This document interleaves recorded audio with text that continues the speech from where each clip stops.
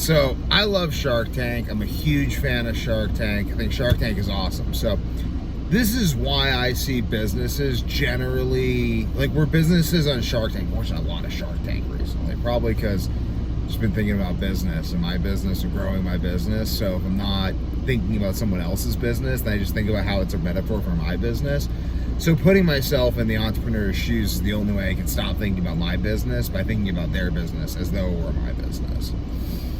So it's helpful, but this is where I see people messing up on Shark Tank. They normally, like, this is like the most common, this is one of the most common examples. I find it really, really, really funny. It's where people like invent something and they have no idea how to sell it. And they're just like going on Shark Tank. They're like, well, we have this business. They don't have a business, they have a product. They think they have a product. Because if no one wants to buy it, do you even have a product? Maybe you do, maybe you don't. So they have a product, they think they have a product, and they think that their thought of a product is a business, and then they think that this means that they like should be wealthy. And it's kind of funny. It's like someone, they came on with like an advent calendar that teaches your kid how to poop. And they're like, I'm seeking $1 million for 4% of my business. It's like pure delusion. Or people with like a frying pan. They were actually, the frying pan people were actually smart. They were like, we're asking for $50,000 for $10,000 for like 20% of our business. Because they didn't have a business, they had a product. And they were smart, but a lot of people, they go on there and they have maybe a product that they don't know how to sell, and they'll be like, well, we just want to focus on the business. We don't want to spend our time going pounding doors. And it's like, the sharks will just feed into this. They're just like, yeah, you want to spend your time on business, not pounding the pavement trying to sell this. That is the business. Like, that is the business. And they think that they're just like, yeah, the sharks just looking at them. You can tell, like, I love this on Shark Tank. Like, you can tell, like, as they're, like, the investors are watching, they're, like, gauging. It's like the delusion meter. They're like, how delusional is this person I'm talking to right now? And usually very delusional, and it's kind of funny. I mean, sometimes they're not. And it's like, one term will be like, I know every entrepreneur comes in here with that number they don't want to go over. So this is basically where people mess up, is they're basically like, they don't have a business model. They have something that they figured out how to sell, rarely for more than they make it for. So either the profit margins are non-existent, which basically means that they, like this athletic tape guy, he was selling athletic tape, but like he couldn't make it for that much less than he was selling it for. So it's like, you don't have a business, you're just making athletic tape. Like, okay, like you made athletic tape, but where's the value? Athletic tape is already at like its minimal, like people have already figured out how to sell athletic tape and how to make athletic tape for about as cheap as it's gonna be. Then you have people who like this cactus brand, like they were going in with like their cactus juice, which just made me think of like Sokka with like the quenchiest cactus juice. He's like tripping balls on mescaline from Avatar: The Last Airbender. But basically they hadn't figured out distribution at all. So it really, like, it comes to show you, it's like business is really, this is one thing I've gathered from Shark Tank, is like business is really limited, and really studying Henry Ford has helped me understand the limited nature of business. Like, there's very few businesses that I would even consider a business from the problem of solving the engineering problem. There's a base engineering problem of you have to be able to produce value for less value than inputs into the system. And people really haven't figured this out. I mean, a few people have, but they, like, most people can't figure out the base value equation. The base value equation, to my mind, comes from solving an actual problem. You have to have an actual problem that you've actually solved. And this is where, honestly, I think most people go wrong, is they're really bad at identifying problems. because they're not self-reflective. Like we're basically taken out of ourselves a lot of by public schooling. So public schooling convinces us to look at the world from someone else's perspective, which is bad for us because ultimately you can only ever solve your problem, because solving someone else's problem is just called conquering. And I love conquering people, but it's like, stop hitting yourself. Like, that's literally like trying to solve someone else's problem is like, stop hitting yourself. And that's where most people are at in business, which is literally why I heard someone today say, this is the craziest thing on Diary of a CEO. Someone literally said, they're like, economic prosperity. This is a basic duty of government. I'm like, how is government going to provide economic prosperity? Government cannot provide economic prosperity. You cannot legislate anything happening. It's insane. Legislation is only preventative. It's just basic human behavior that people keep on forgetting, which is why I think nepotism is like basically like the basic enemy of prosperity is human laziness, which manifests in its most fundamental form in believing that the government can and should do anything. Crazy to me that people think the government can or should do anything. I think government only exists to preoccupy busybodies in the same way that I think that the church preoccupied busybodies for long enough to allow us to establish the United States government, which preoccupies hopefully the rest of the busybodies for long enough that some degree of domination of the economic sector can happen. And probably long-term, like probably business and corporations and inheritance structures and all this stuff is just, again, meant to preoccupy busybodies long enough that people can actually identify problems and fix things. I really, really believe this. But back to Shark Tank, back to thinking about the basic ways that people go wrong in Shark Tank. I think the basic ways that people go wrong in Shark Tank is basically not taking their time to understand business.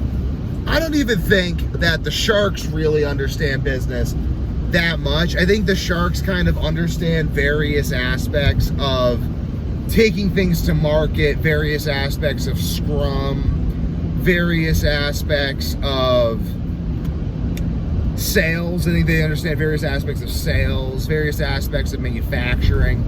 But in terms of understanding business, of understanding how to solve a real problem that is murdering a large section of the population, I think that's rare. I think that that's like Henry Ford, I think, understood it. I, in my blatant and unapologetic egoism and narcissism, believe that I have actually fixed a fundamental aspect of human health that was anticipated by Ford. So Ford said that he solved the major transportation issue of people. Like, people's biggest issue in Ford's day was transportation. Like, everyone spent all of their time taking care of horses and then trying to get places with horses.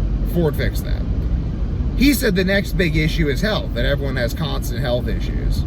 I think I've fixed health issues. I think I've begun through supplements to figure out a way to market the beginnings of a product that would become a solution to people's health issues to people in a way that will allow me to actually fix their health issues, most likely by fixing the health issues of my employees first. I think employees, I don't think I'm going to be able to fix my customers' health issues for a while, because I think that their health problems probably come a large degree from the lifestyle.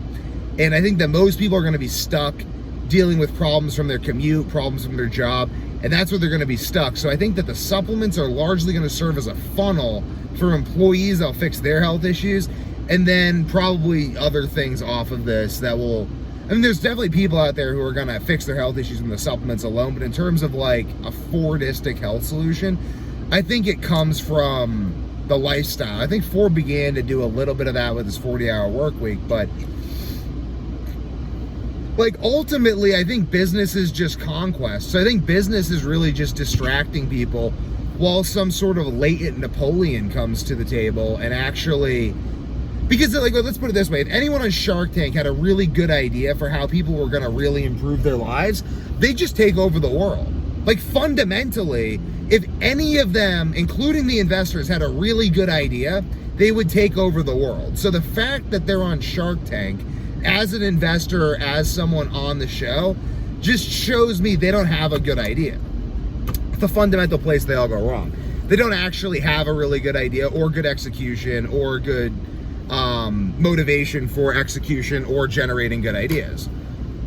I ultimately think the only reason I came up with a good idea is because I had to. And this is what I think really happens, is that the investors on Shark Tank, I haven't investigated them, so I'm probably wrong about all this. But the investigator, not all of it, but something my dad always says, like, you need to be very precise in your language. So I'm going to try to be very precise and not exaggerate at all in either direction. So I think that people end up as investors because they're good at one aspect of business. So they probably become so good at one aspect of business that they lose a degree of relatability. And basically, you know, I'm going to keep this video going so I can try to actually turn this into a fully fledged idea. But like, Kevin O'Leary is, I don't know, I want to learn more about the Sharks. But it'd probably be asinine, honestly, because even if I went and learned more about them, I would simply be learning more about them so I could judge them with basically, like, it's still a false judgment anyway, because like, let's say I knew a little bit more about them. Okay, well, how accurate's my judgment now? Maybe now I can complete my sentences to the degree that people watching might not be able to tell that I didn't really know what I'm talking about. So I'm not gonna really try to say that I could get to know them by reading a Wikipedia article or anything. I'm just gonna say that based on logic alone, they understand. So the Sharks do not understand how to generate business ideas. Otherwise, they'd be generating business ideas and running them. They understand how to optimize existing businesses to varying degrees. Probably via Scrum, via team management and stuff. They're probably good at hiring. This is where a lot of people go wrong in Shark Tank, because basically they can't hire. So they can't grow because they can't hire. So I think the Sharks are probably good at hiring, probably good at team management. They're probably good at getting companies ready for acquisition. And they get acquired then by companies that are better operators. So everyone specializes to some degree because people are good at what they're good at, and they don't really want to learn, or they don't have the brain plasticity to learn, or whatever it is. The motivation, the vision, they're just happy in their little bubble. So the Sharks are good at their aspect of growing a business, by definition. Otherwise, they would be creating businesses. So I think the Sharks, probably logically where they do best is operation. Maybe like retail, understanding retail relationships. I think a lot of them are survivors of the corporate system. They're the people who had high enough metabolisms, good enough health, good enough staying power. And people will credit a lot of things like, oh, just staying power, you gotta like stick to it longer. A lot of this creates bias. Like, a lot of people, I thought, like, how can I trust your advice?